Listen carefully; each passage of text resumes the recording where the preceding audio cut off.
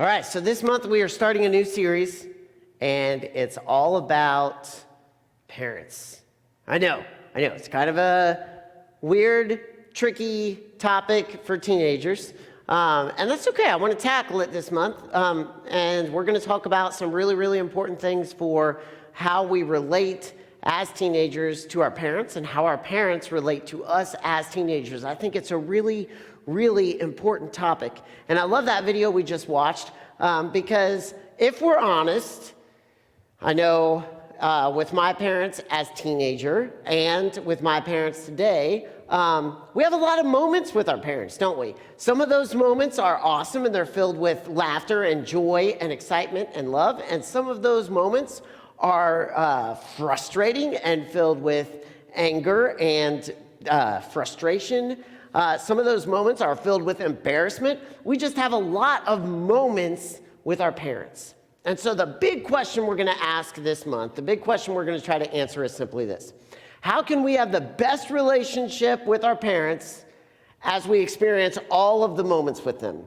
As we experience the moments of joy and excitement, and as we experience the moments of anger, frustration, and embarrassment. And everything in between, how can we have the best relationship with our parents as we experience all of those moments? And in order to begin to answer that question, I think we have to lay a foundation, and we have to know that as teenagers, there are two things that are true for you as you experience moments with your parents. There are two things that are true, and we're just going to talk about those two things tonight, and we'll get into other stuff the rest of the month. The first thing that is true is this. You were designed to be in a loving relationship with your parents. You were designed to be in a loving relationship with your parents. That's the way it was planned to be from the beginning of time. When God created man and woman in the garden, and everything was perfect, the children that were born were designed to be in a loving relationship with their parents. And I think that's really, really important that we understand that that's the way God made us. Like, God wants us to have great relationships with our parents. Like, that's the end goal. That's the thing that if everything was perfect, that's the way it would be. Our family at our house, we love Lego sets. Like, we have all kinds of Lego sets all over our house. All of us love Lego sets. Now, if you ask Brinkley and Tate and Luna what Lego sets they like the original standard size Lego sets.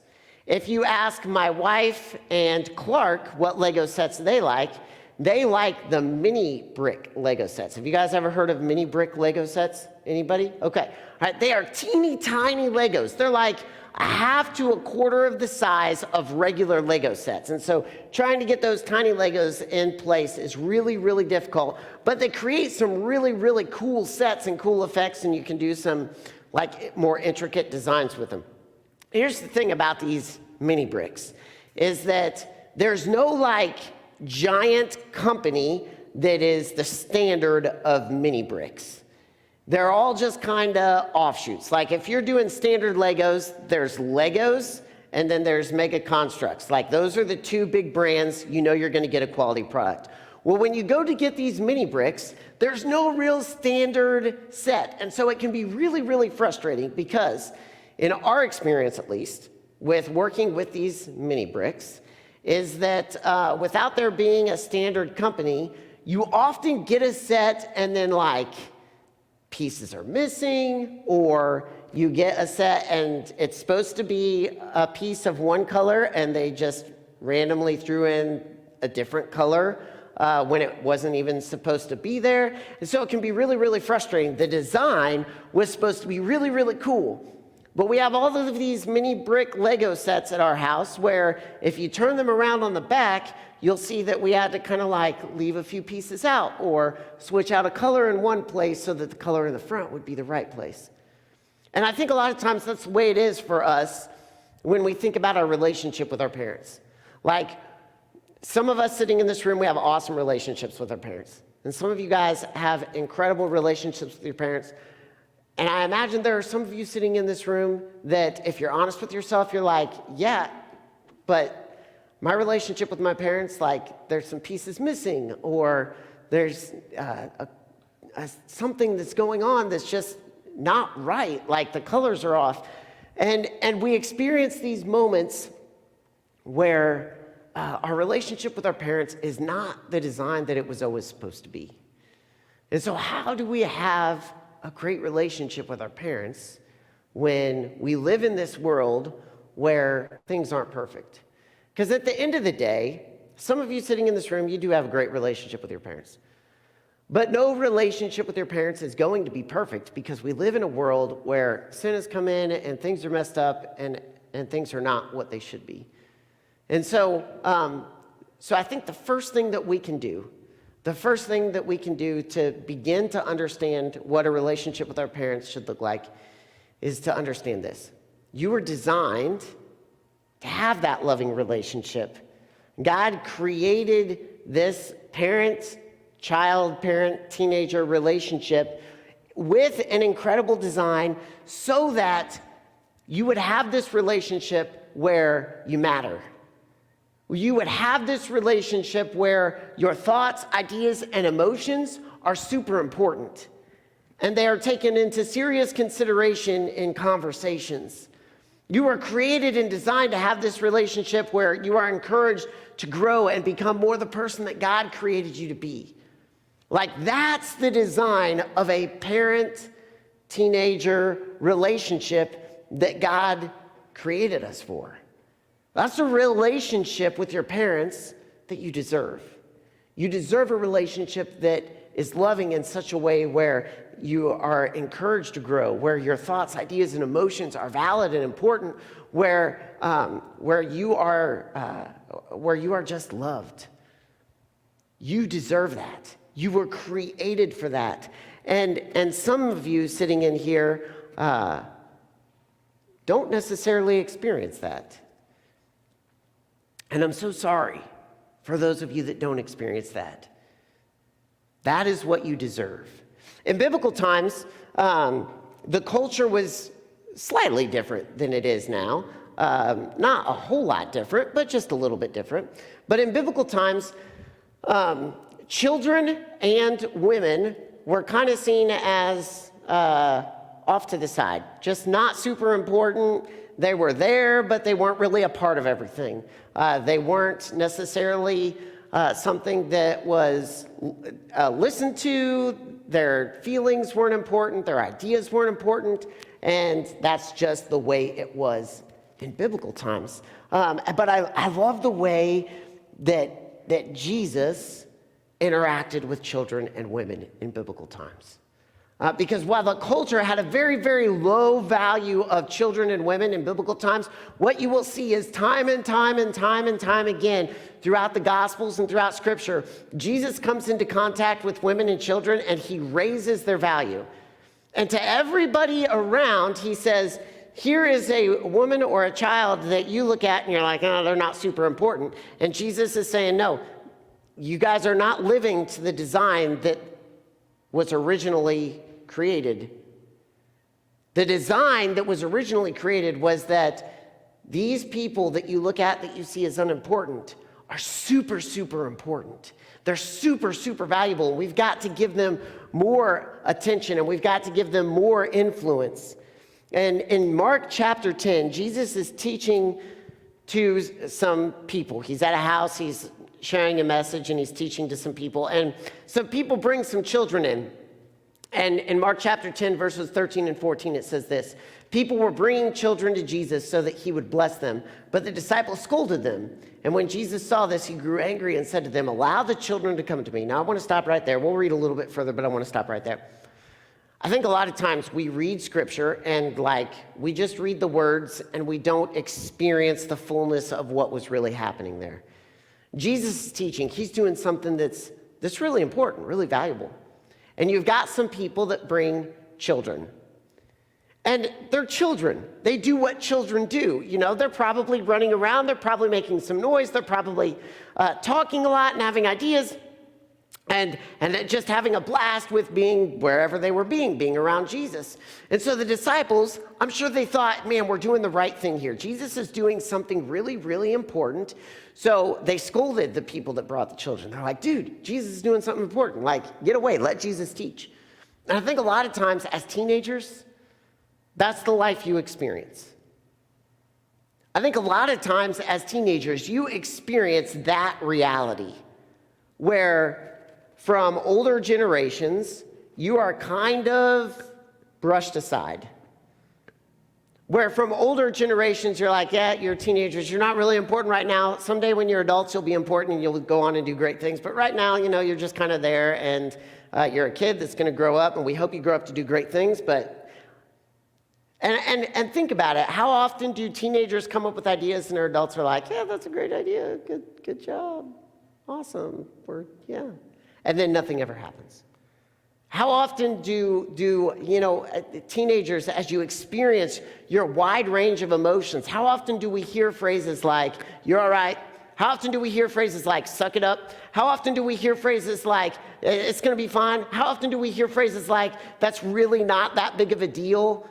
Or, things could be worse or better. It's going to be good someday. How often do you hear things where you, as teenagers, are experiencing the reality that the disciples gave these children? I think if you're honest and you think about it, you experience that life quite a bit. But that's not what you were designed for. God initially designed you to be seen as valuable and important.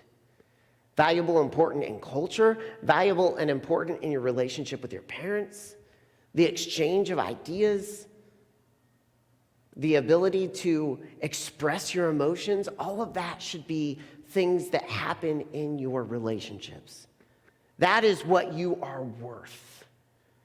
That is what you were designed for. And I think it's so, so, so important that you realize that. Now, before I go any further, let me say this.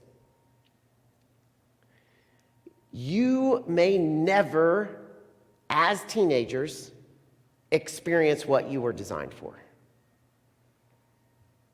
You may not. Your parents may never validate your emotions. You may never be able to have an honest exchange of thoughts and ideas. It may just not happen. But here is what's really cool, is that if we can begin to recognize the original design, you guys, as parents, can be different. You guys, as parents influencing the next generation, can take us one step closer to the design that God originally created us for. My hope is that my kids, Brinkley and Clark, who is here tonight, and Tate and Luna, will take one step closer to the design that they were created for and that their kids were created for than I have given them. Because guys, as a parent, I'll be honest, I've messed up. There are too many times where I have not validated them. There are too many times where I have not given them the attention they needed. There are too many times where I have let my own ways and my own selfishness get in the way of who they are and who God created them to be. And my hope is that they will look at me and they will be like, Dad, yeah, you're great, but you know what? There are some things that I am going to do differently. And I love what Jesus does here. Jesus knew what they were originally designed for. And we see this time and time again when he experiences relationships and interactions with children and with women. He gets angry and he's like, whoa, listen. You're pushing these kids aside? That's not what they were designed for. Let them come to me. Let them be a part of what we're doing. Bring them here. And look at what happens next in the next few verses. It says this. Don't forbid them, because God's kingdom belongs to people like these children. I assure you that whoever doesn't welcome God's kingdom like a child will never enter it. Then he hugged the children and blessed them. I love this idea because Jesus never doesn't only say, hey, let them come to me. Jesus is very clear. He says there is something about the way that children, I'm including teenagers in this, there is something about the way that they think, the way that they interact with this world and with this culture that is beautiful and incredible. And adults, you can learn something. It's incredible. I was thinking about this week, and I don't have the verse up here, but I was thinking about when Jesus did this miracle where he fed 5,000 people, and a lot of times we're like, there was this boy, and he had 5 loaves and 2 fish, and Jesus did this incredible thing, and I wonder, and it just came to me this week, how many people there had lunch with them? How many people there could have said, Jesus, take my lunch? How many adults were there listening to Jesus, and they were like, yeah, I got some food on me? But it was the idea of this kid that was like, dude, yeah, Jesus, 5 loaves, 2 fish, you can do whatever you want with it. You guys, that's you. And as adults and as parents, we have to do a better job of recognizing your contribution to our society and to our families. That's what you were designed for. That's what you were created for. And it's so important that we recognize this, that we learn this. We have an opportunity to change our relationship with our parents right now, and we're going to talk about that all month long. We're going to talk about how we can do a better job with our own parents. But if nothing else, you have the opportunity to recognize the way things were originally designed and make it better for the next generation. You were designed to be in a loving relationship with your parents. And I know some of you don't experience that. In the next couple weeks, we're going to talk about ways you can honor your parents. Next week, we're going to talk about honoring our parents and how we can do that best and how that can build our relationship with our parents. And in 2 weeks, we're going to talk about times that, honestly, you should not listen to your parents. I know that's not a very popular thing that youth ministers usually talk about, but in a couple weeks, we're going to talk about times when you shouldn't listen to your parents and how that can also improve and help your relationship with your parents. But tonight, I want to focus on the original design. And so I said it earlier, there were 2 truths. The first one is you were designed to be in a loving relationship with your parents. The second truth is this. You guys are in an incredible time of transition. You are in an incredible time of transition. As you go into high school and middle school, high school, and even as some of you enter into college, you are in a time of transition in a relationship with your parents. You are learning how to do things differently. You are learning how to step out onto your own and how to live life and have a relationship with your parents as you take on more responsibility for your own life. But here's the truth also, is that your parents are also learning how to do things differently. Your parents are learning how to do life and how to have a relationship with you as they kind of release control and let you out into the world. And as parents, that's really, really hard. And these 2 foundational truths are so important that we recognize that we were designed for this incredible relationship with our parents. And there's also this time of transition that we are in and that our parents are in as we learn how to navigate this new relationship. Because within 5-6 years, all of you are going to be off into college. Some of you will be married. Some of you may have kids. That's a crazy transitional period for you guys and for your parents. And it's so important that we recognize that transition is going to add a little bit of bumpiness. It's going to take some navigation in the relationship with your parents. It's going to take some work, and it's going to take some conversations and being honest and real and setting up boundaries and making sure that the relationship that we have with them is the best that it can possibly be. Guys, I want you to grow up and have an awesome relationship with your parents. I want you to grow up and have an absolutely incredible relationship with your parents throughout the rest of your life. That's what you were created for. And as you navigate this incredible transition, we're going to talk about some ways that you can have a great relationship with your parents. But tonight, the focus is simply what you were designed for. What you were designed for. And so I always give a really practical challenge. And the practical challenge tonight is simply this. I want you to just, this week, take some time and examine your relationship with your parents.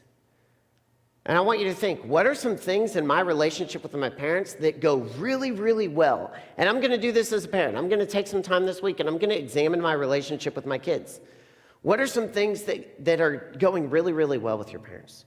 What are some things that are, if you're honest, they're really difficult with your parents? And just take some time and pray about those moments. Pray about the moments that you have with your parents.